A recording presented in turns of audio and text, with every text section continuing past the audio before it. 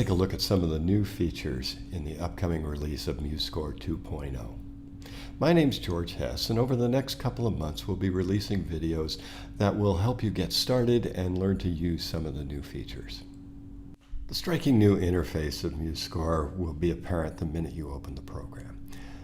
You begin at the Start Center, where you can create a new score, open existing scores, and you'll also see that over here that there's a small version of MuseScore Connect. The Score Wizard hasn't changed dramatically, though there are more templates and they are all now displayed graphically. Other than the modern interface, this should look fairly familiar to most MuseScore users.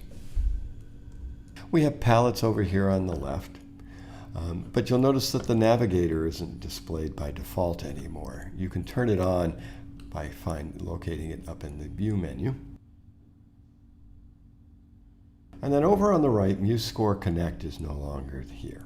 What we have instead is a much more powerful tool, the Inspector. Select any item on the screen and it will give you parameters that you can edit. The palettes have changed some. You'll notice that there are fewer of them. If you click on them, they'll look fairly familiar. You'll have the same basic tools. So if you look down below, you'll see that we have a setting called Basic. This gives us a limited set of palettes. If we change it to Advanced, then we get many more palettes and many more options in each individual palette.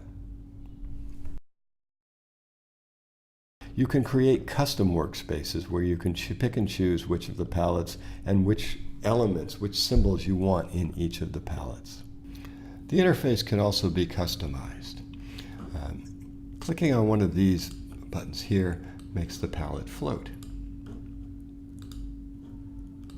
You can move them around, place them anywhere you want, and in addition, if you want to put one back, you double click it, but in addition you can reorganize things so that now I have the inspector and the palette in the same place, and then we can also make them larger and smaller.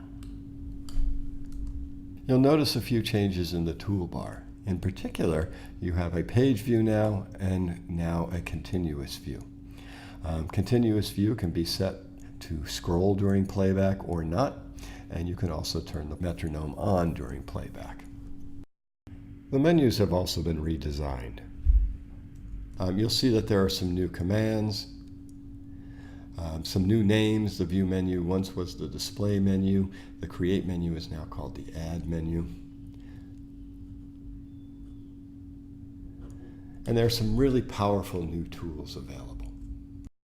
The Selection filter makes it so that you can select any item that you'd like and exclude any other item. So if you want to select just one voice, you can do that. If you want to select just one type of entry, you can do that. Really saves a lot of time. There are a couple of new tools in the Edit menu. We can explode and implode parts now, add slashes, even change rehearsal marks. Plugins have changed too. You now have a plugin manager, and you select which plugins you want rather than having a default list. The printed page is the measure of any notation program, and the improvements to the general style are among the most important in this update. You now have far more control than you ever did before. You can change fonts, you can change the width of bar lines and slurs. You just have so much more control. This is really truly a very, very powerful engraving program. Playback is improved as well. The synthesizer is a little bit easier to work with. You can add sound fonts to it.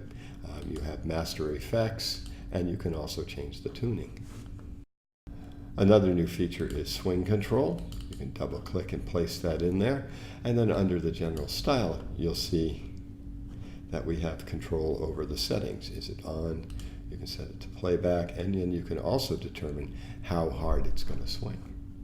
MuseScore's always had excellent support for importing and exporting files, and that's gotten better. You can now open Guitar Pro tab files, along with all of the other files that you could always open. There's a new export command, and the export command allows you to export graphics and audio files, as well as XML files. The album feature allows you to bring different scores together into one album. It works really well for multi-movement pieces. And over here we have photo mode, where you can export graphic selections from any part of your piece. And of course, if you can import tab files, you must be able to display them too. And as you can see, MuseScore now supports tab for guitar, bass, and for early instruments like lute. And one of the most important new features is that of dynamically linked parts. Edit either your score or your part, and those changes will be reflected on the other. So that should give you a pretty good idea of the major improvements in version 2.0 of MuseScore. There are a lot of other improvements, both in function and under the hood. What you're going to find, though, is that this is now a much more powerful program, yet much more user-friendly. I think you're going to really enjoy it. Thanks for watching.